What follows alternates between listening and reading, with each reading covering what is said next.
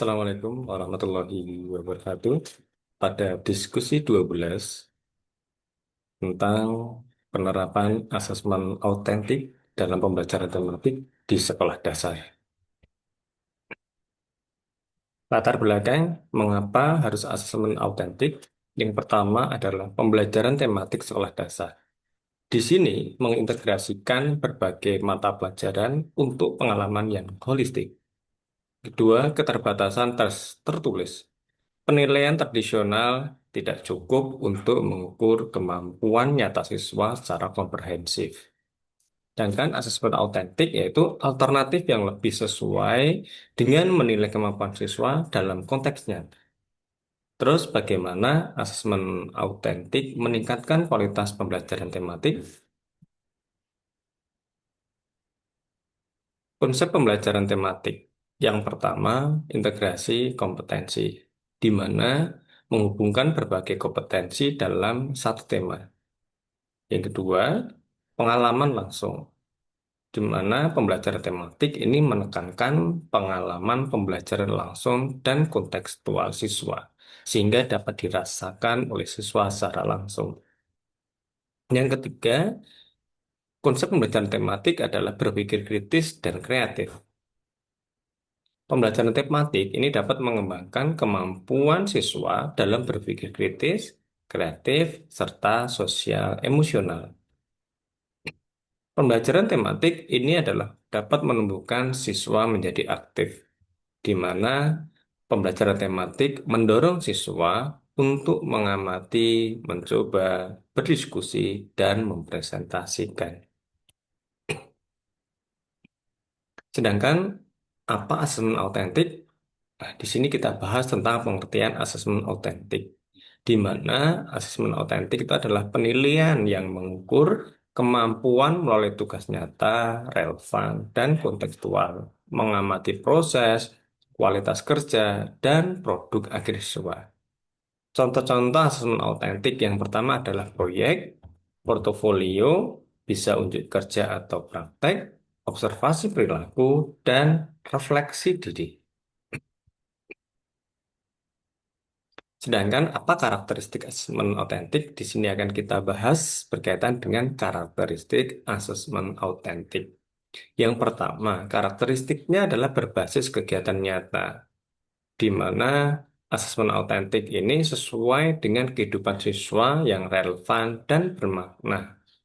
Yang kedua, menilai proses dan hasil, yaitu mengukur kemampuan siswa dari awal hingga akhirnya. Tiga, rubrik yang jelas, transparan, dan mudah dipahami untuk penilaian yang objektif. Yang keempat, kreativitas siswa. Memberikan ruang bagi siswa untuk menunjukkan ide-ide uniknya. Yang kelima, pembelajaran bermakna. Mendorong pemahaman yang lebih mendalam dan relevan.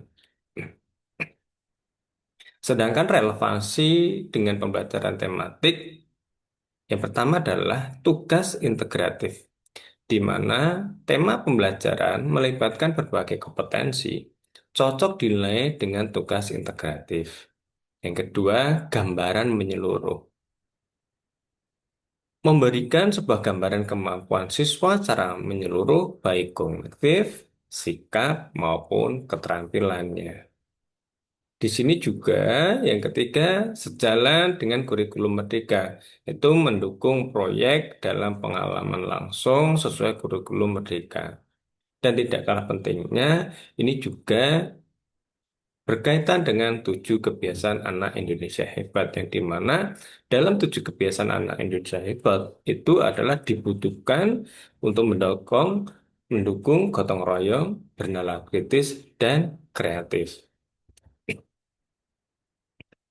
Contoh penerapan di sekolah X, yang pertama adalah pembuatan proyek, pembuatan mini book tentang lingkungan, hewan, dan budaya lokal. Dan kedua, unjuk kerja, yaitu mempresentasikan hasil pengamatan atau percobaan sederhana. Yang ketiga, observasi, menilai kerjasama, tanggung jawab, dan komunikasi siswa. Dan yang terakhir adalah portofolio. Di sini, siswa mengumpulkan tugas untuk melihat progres. Sedangkan pengalaman pribadi yang sudah saya lakukan dengan menggunakan asma otentik di sekolah saya. Tidak sama dengan yang tadi di sekolah X, yaitu dalam pembuatan mini book. Ini adalah berkaitan dengan hewan dan tumbuhan. Di sini siswa bekerja sama bergotong royong untuk membuat mini book berisi gambar dan penjelasan sederhana berkaitan dengan hewan dan tumbuhan. Yang kedua, observasi kelompok. Mengamati kerjasama dan sikap siswa selama kegiatan kelompok. Ketiga, refleksi diri. Siswa menulis refleksi tentang penguasaan materi dan area perbaikan. Yang keempat adalah portofolio, yaitu melihat perkembangan siswa dan bahan komunikasi dengan orang tua. Dampak dan tantangan. Di sini saya ambil dampak positifnya, yaitu adalah siswa lebih aktif dan terlibat. Pembelajaran lebih bermakna dan kontekstual. Guru mendapatkan informasi lengkap tentang kemampuan siswa, menguatkan karakter, kreativitas, dan komunikasi. Sedangkan tantangannya membutuhkan waktu lebih panjang untuk observasi dan dokumentasi. Guru harus memahami cara membuat rubrik yang tepat dan pengelolaan portofolio dan proyek membutuhkan kedisiplinan. Kesimpulan dan penutup. Yang pertama adalah relevansi tinggi. Asesmen autentik sangat relevan untuk pembelajaran tematik. Gambaran utuh memberikan gambaran kompetensi siswa secara utuh dan alami. Yang ketiga, mendukung pembelajaran aktif, di mana mendukung pembelajaran aktif, kreatif, dan bermakna. Yang terakhir adalah peningkatan kualitas, meningkatkan motivasi, keterlibatan, dan kualitas hasil belajar siswa. Demikian diskusi 12. Ada kurang dan lebihnya saya mohon maaf. Saya akhiri. Wabillahi taufiq wal hidayah. Wassalamualaikum warahmatullahi wabarakatuh.